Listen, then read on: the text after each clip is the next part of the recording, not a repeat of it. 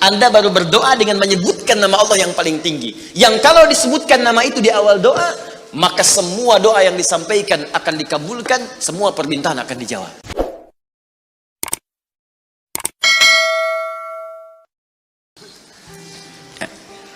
Inilah rahasia. Ada seorang sahabat, hadisnya sahih, dikutip kemudian oleh Sayyid Qutb juga dalam kitabnya Al-Aqaid Al-Islamiyah. Syekh Muhammad Nasruddin Al-Albani pun mensahihkan hadis ini. Ketika Nabi selesai kemudian menunaikan salat, terdengar seseorang berdoa. Perhatikan doanya. Doanya menggunakan pembuka surat Al-Ikhlas. Saking yakinnya Siddiq dengan ayat ini, dan dia mengamalkan kandungan isi surahnya, dia membuka doanya dengan surah ini. Saking yakinnya dengan surah ini. Perhatikan kalimatnya. Allahumma ushhidu bi annaka antal ahadas samad alladzi lam yalid wa lam yulad wa lam yakul lahu kufuwan ahad. Allahumma inni as'aluka an taghfira liya. Hadisnya sahih. Kata orang ini, ya Allah, saya menyaksikan, meyakini ya Allah, bahwa hanya Engkau satu-satunya Tuhan yang layak dipertuhankan dan disembah. Aku meyakini bahwa satu-satunya Engkau adalah Tuhan yang menjadi tumpuan dalam setiap permohonan. Engkau tidak beranak dan tidak diperanakan, dan tidak ada sekutu bagimu. Aku nggak minta banyak ya Allah, aku hanya mohon ampuni dosa-dosaku. Begitu selesai kalimat itu diucapkan, terdengar oleh Nabi. Apa keterangan Nabinya? Perhatikan kalimatnya. At-tadri bimadza du'i? Ya fulan, tahu nggak Anda itu baru mengucapkan kalimat apa tadi? Apakah engkau paham? Engkau baru mengucapkan kalimat apa tadi dalam berdoa? Kata orang ini, wallahu wa rasuluhu a'lam. Ya Rasul, saya nggak paham apa yang dimaksudkan kecuali Allah dan Rasul yang lebih mengetahui. Ini adab. Adab. Walaupun gini, kalau Anda sedang mengerjakan sesuatu dan Anda paham dengan itu, kalau ada orang lebih pintar daripada kita, ustadz, ulama, apalagi nabi, nanya pada kita, maka adabnya bilang aja nggak tahu. Karena boleh jadi mereka memiliki hikmah yang belum sampai kita kepadanya. Kalau kita jawab, saya tahu ya Rasul, gak akan nyampe kalimat nanti. Ya. Jadi kalau Anda sedang mengerjakan sesuatu, zikir misalnya, la ilaha illa anta subhanaka inni kuntu minadh dhalimin. Tanya ustaz, datang ustaz, masya Allah pak, zikirnya bagus banget. Tahu nggak maksudnya? Tahu, lewat tuh ustaz udah. Bilang aja belum ustaz, Allah Rasulullah alam. Oh begitu. Kalau belum kenapa dibaca? Ya, saya pernah dengar saja, maka diterangkan. Begini maksudnya Pak, begini, Anda dapat ilmu baru. Makanya sahabat seringkali kalau ditanya Rasulullah, bilangnya Allah Rasulullah alam, Allah Rasulullah alam, supaya dapat ilmu baru. Itu diantara rumus di ilmu hadis. Ini kadang-kadang orang kita sekarang sahabat bukan, tabiin bukan, tanya tahu semua. Bahkan saat ditanya, buka Google dulu. Ya udah, ngapain ada ustaz? Allah wa Rasulullah alam. Maka apa jawab Nabi? Laqad da'auta bi asma'illahil a'zam. Di riwayat lain bismillahil a'zam. Idza du'iya biha ajab wa idza su'ila biha a'ta. Tahukah Anda? Kata Nabi, Anda baru saja berdoa dengan menyebutkan dengan yakin semua sifat-sifat Allah yang maha tinggi. Nama-nama Allah yang tertinggi. Nama Allah yang tertinggi, nama tauhidnya Al-Ahad, nama tertinggi.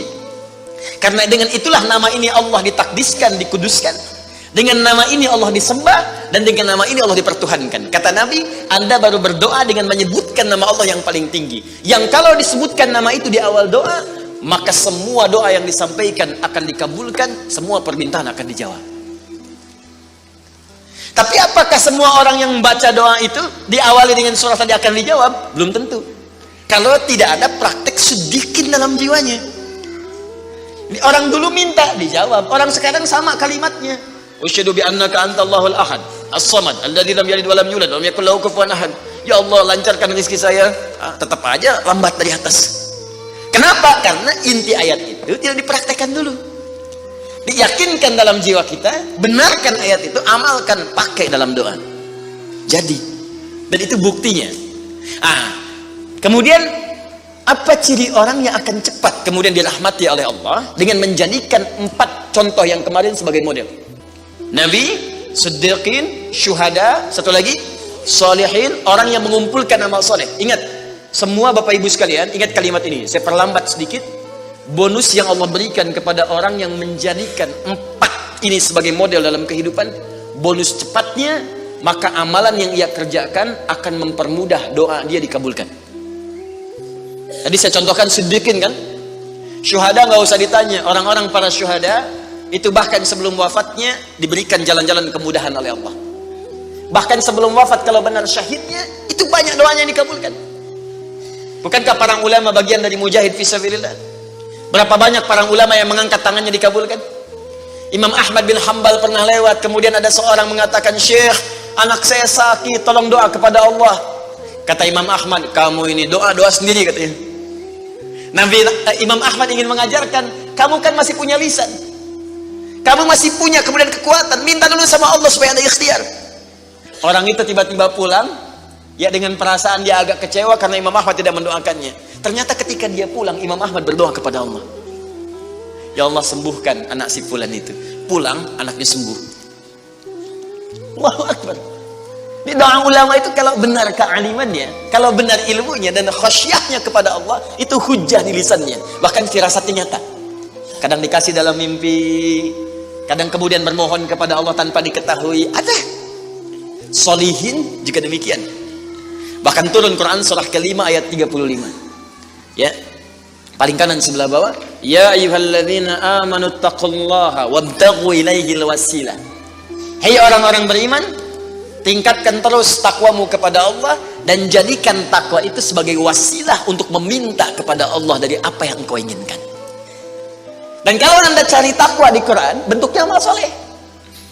Tidak pernah kalimat takwa disebutkan dalam Al-Quran kecuali pada umumnya akan menyebut amal soleh. Contoh, kalimat takwa pertama langsung disebutkan orangnya di Al-Baqarah ayat 2. "Dzalikal kitabu la hudallil." Siapa muttaqin orang takwa di sini? Sebutkan ayat 3 dan 4-nya.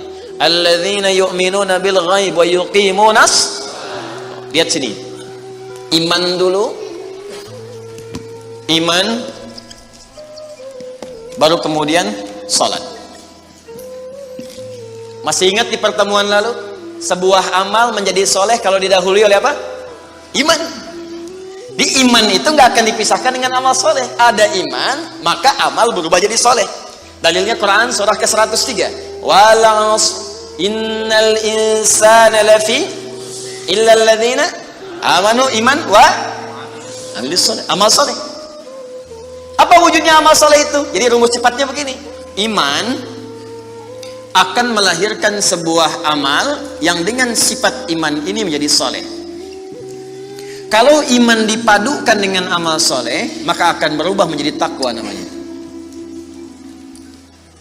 Karena itu ketika Allah menyebutkan kalimat takwa dalam Al-Quran, baik dengan kata benda, ya, noun, muttaqin, muttaqun, atau kata kerja, verb, fi'il, tattaqun, yattaqun, ittaqau, pasti setelahnya akan bertemu dengan iman dan amal saleh. Dzalikal kitabu la hudallil. Siapa muttaqin orang takwa di sini? Alladzina yu'minuna bil ghaib wa iman lis salat. Wa mimma razaqnahum infaq, dan seterusnya. Al-Baqarah 183. "Ya ayyuhalladzina amanu kutiba alaikumus iman, ya ayyuhalladzina amanu kutiba alaikumus syiyam," puasa. "Kama kutiba 'alal ladzina min la'allakum taqwa." Jelas? Maka ketika lihat rumusannya, lihat formulanya. Ini agak jarang dibahas ya. Perhatikan formulanya. Kata Allah di Quran surah ke-5 ayat ke-35. "Ya ayyuhalladzina amanu." Hai orang-orang yang telah beriman. Alhamdulillah modal ini ada. Masih beriman? Alhamdulillah. Berarti modalnya sudah ada kan? Nih, yang dipanggil ini. Hai orang-orang yang telah beriman. Yang belum beriman tidak hai. Ittaqullah. Tingkatkan takwamu kepada Allah. Yang diminta ini. Perhatikan rumusnya. Hai orang-orang yang telah beriman, tingkatkan takwamu kepada Allah. Wabtaghu ilaihil wasilah. Dan carilah dengan peningkatan takwa ini wasilah untuk mengabulkan doa-doa yang kita mohonkan. Jadi kalau kita ingin cepat dikabulkan doanya, dituntaskan persoalan hidupnya, maka kata Allah rumusnya tingkatkan apa? Takwa. Sekarang kita ingin tingkatkan takwa, apa rumusnya? Takwa itu formulanya iman plus. Nah, intinya di sini amal soleh. Jadi kalau kita kumpulkan amal soleh, kumpulkan, itu salah satunya ciri meningkatkan takwa. Kenapa takwa ditingkatkan? Untuk mengentaskan problem kehidupan kita.